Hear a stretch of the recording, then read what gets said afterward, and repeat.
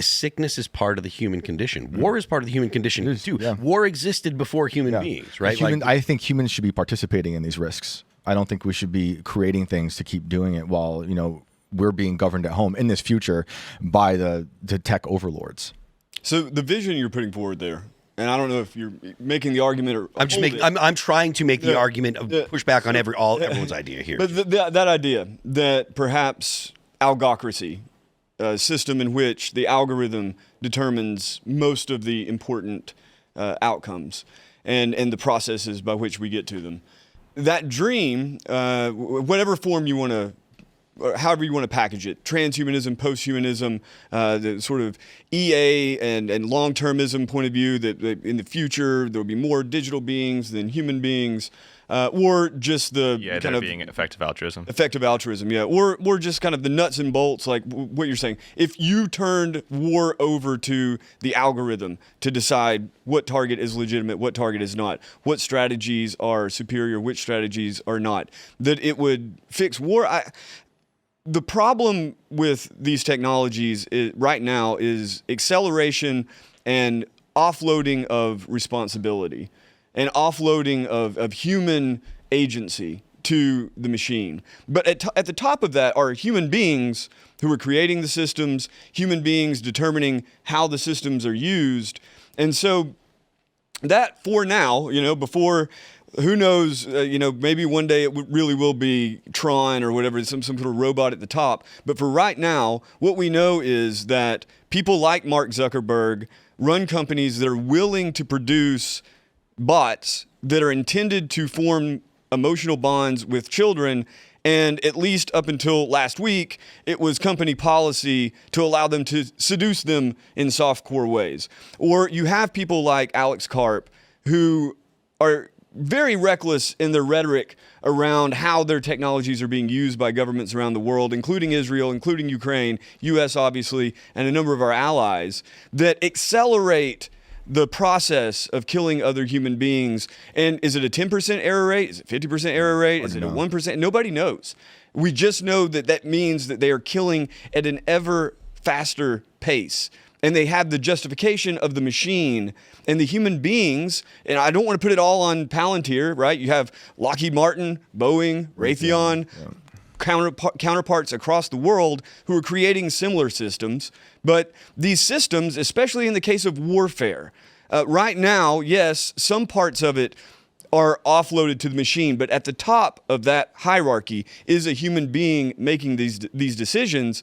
And it comes down to whether you trust their judgment in the use of these machines and piloting these machines. And at present, I would say in the case of Gaza and in the case of the reckless war in Ukraine, which has killed, so many Russians and Ukrainians and just devastated the area, I don't trust the humans at the top of this system. They are predatory, seemingly inherently so. So then that's actually a question about the humans, though. That's not a question about AI. I think all these are questions about humans because in warfare, it's a little bit different, but in the case of education, in the case of corporate life, right, business life, in the case of social life, it's both about the humans at the top producing, deploying, investing in these machines, and it's about the humans at the receiving end who, by and large, are choosing this. They're like, oh, yeah, this is great. This is doing my homework. The research is so much faster. And so it's by and large right now, it's in the hands of humans. I think that the ideas about sentient AI or willful AI with its own volition, I don't think that those ideas should be discounted because it has more decision-making power, more degrees of freedom than it did before. Yes, humans are it's a symbiosis, right? It's like a parasite needs a human host to prompt it. And this parasite needs a human host to prompt it, but it is still, in my view, by and large, parasitic, not mutually beneficial. And it's parasitic because it is, yes, the machine is the medium, but it's parasitic because the people at the top are parasitizing us or preying on us by way of that machine. It should, I think, be that Zuckerberg should be held over the fire. Alex Karp should be held over the fire, not the algorithm, but the algorithm is the vehicle by which they are accomplishing their aims. And again, I simply don't trust their moral judgment. Like when they talk about summoning the god, or Elon used to say it was summoning the demon, talking about AI. He's rebranded to saying it's summoning God, a god, right? And I think at some point there will not be a human at the top, you know. And I know we might have disagreements on the technocracy, and like the way I see it as right now is we're consolidating into a technocracy, and Project Stargate was a big promotion of that, in my opinion. And with these new technocrats, is that they believe that we should have a monopoly. You know, Thiel isn't a monopolies. They like people like Curtis Yarvin, who's a monarchist. And I think through AI, not too far down the road is when they develop their digital king or their digital monarch that will be at the top at some point and make these rules, which is how you, I think, build a Skynet situation, which sounds ridiculous, but is literally some things that even Elon Musk warns about. He uses Skynet. Why do you think that it sounds ridiculous? To some people listening, I think they don't think that AI could evolve into a Skynet situation. Okay, so to that point, I want to go around the room here. Do you guys think that AGI is something, that kind of AGI superintelligence is something that is possible? Because there are people that say, I don't think it'll ever actually be that smart. They're like, oh, that doesn't have the compute power. We'll never be able to have that kind of AGI, that intelligence isn't something that can be artificial. Do you think it is? I think it's possible. I don't think it's certain that it will happen. It's possible. I certainly don't think it's possible. And I think a good analogy would be, let's just say you have mechanized like industry that creates things that are very efficient. Let's just say they create clothes, right? We have very good machines to build clothes, but today the highest quality clothes are all handmade by humans. And I think there's an analogy only there certain people can afford AI. You know, for a very small amount of people can afford those nice clothes.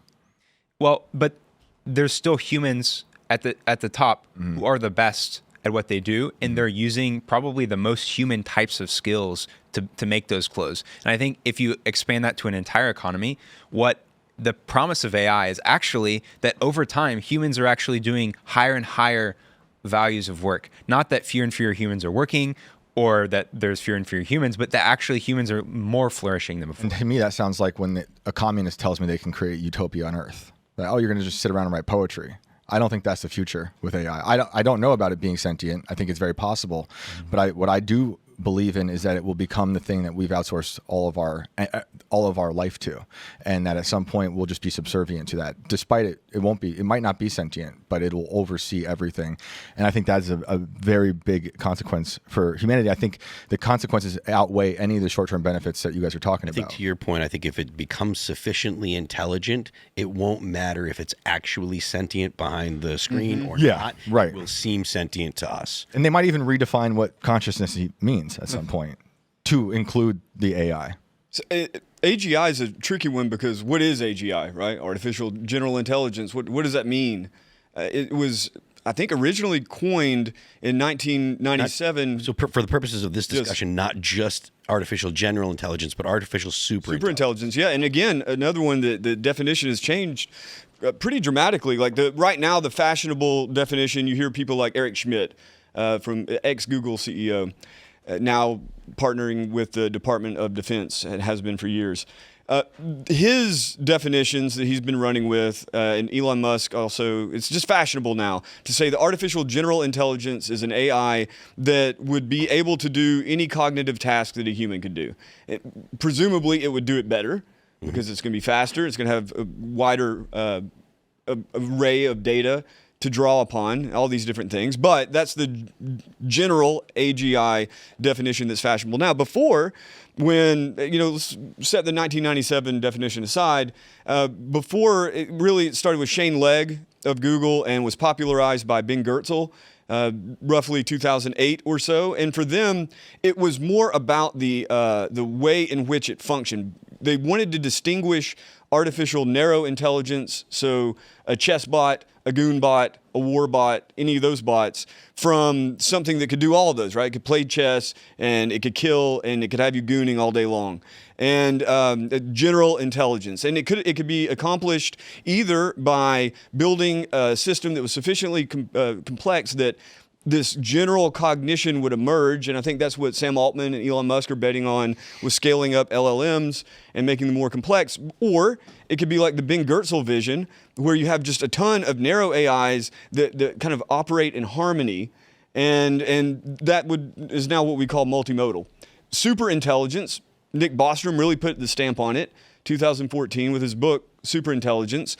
And for him, it could be either a general system, it could be narrow systems, it could be any system that kind of evades, that excels beyond humans, and ultimately the danger of them being you lose control of it. Now, Eric Schmidt, Elon Musk, people like this are going with super intelligence just means it's smarter than all humans on Earth. I'm not exactly sure what that means, but that's the definition. Whatever you're talking about, none of that shit exists, right? All that shit's a dream. But like many religious dreams, and I think that this is ultimately a religious conversation when you're talking about AGI and ASI, it tends to bleed into reality. And then with this, you're talking about AGI, like a system that can generalize across domains, concepts. It's wild to see the rapid advance from the implementation of transformers, 2015 OpenAI, and the real breakthroughs in LLMs, to the multimodal systems that became, just in a few years later, became much more popular, to more integrated systems. So before, an LLM meant a chatbot. Now an LLM means a system that can recognize images, produce voice. It is more general. It's not general in its cognition so much, except there are certain seemingly emergent properties that are coming out, like we were just talking about a moment ago. LLMs doing math better and better and better.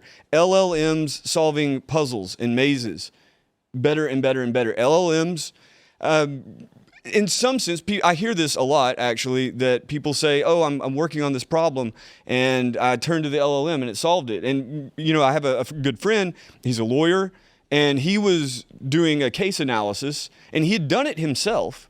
He had already gone through all of it, but he wanted to see if ChatGPT could do it. It was the 4.5.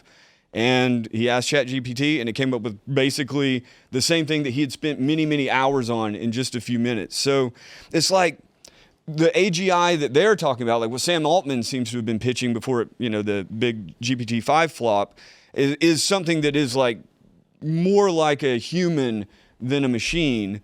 And that doesn't exist, but it is the case that the technology, you take that big cosmic vision or all those cosmic visions of what this godlike AI would be, it can't be denied that the actual AI in reality is slowly but surely, faster than I'm comfortable with, approximating that dream. And unless it hits a wall, unless it hits a serious S-curve and just flattens out, it's at least worth keeping in mind that it's not a stable system. Anything, I think, could happen. Thanks for watching this clip from the Culture War podcast. We're live every Friday, 10 a.m. to noon, so subscribe and come hang out.